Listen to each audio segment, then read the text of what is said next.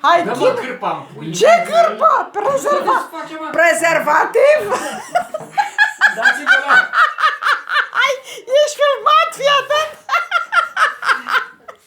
Hai, merge! Să-mi uzi telefon. Hai! Băi, dar nu merge, mă. Ce nu merge? Mă, baby, dacă... Haide, mă! Nu se aude, mă, nimic. Bă, la 63 de ani, Pe cuvânt, dacă... băi, la 63 de ani o cam freci! Nu poți face medicului. Între mese și între Hai, fese, dar să hai. fie cât mai dese. Hai, ce faci? O desfac, mă, dar ce se desface Ce cu se mese ăsta?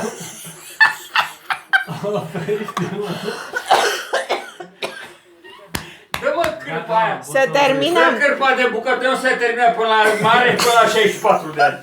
Poate să ardă toată lumânarea. Cârpa de bucătărie. Dă cârpa de bucătărie. Mamă, ai aruncat-o ca să-mi explodeze asta nouă. Acum. Gata, acum ai... Era o mezi pe mâini, mă. Adu pus oximetru. Mamă, am tensiunea 50.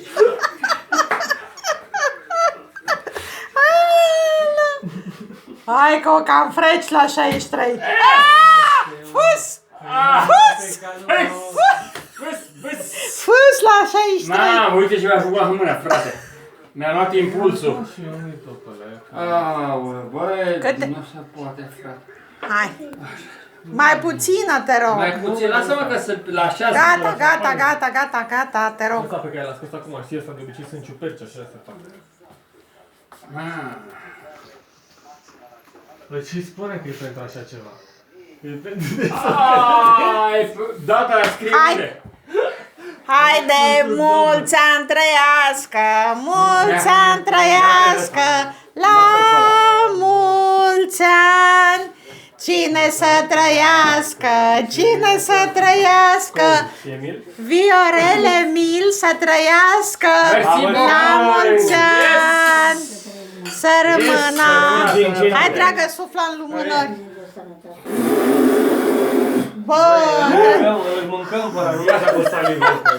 Păi na, Gata. nu mă salivă că a fost de vin. poct.